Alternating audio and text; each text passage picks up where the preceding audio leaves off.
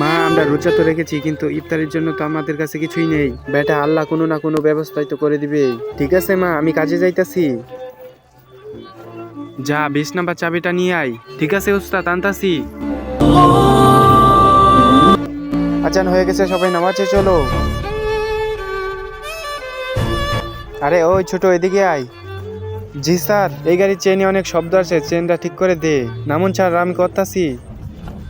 আরে ছোট, একটু তাড়াতাড়ি কর, ইফতারের সময় হয়ে গেছে। হয়ে গেছে স্যার, নিয়ে যান। কত টাকা হয়েছে? স্যার 200 টাকা। এই নাও বেটা।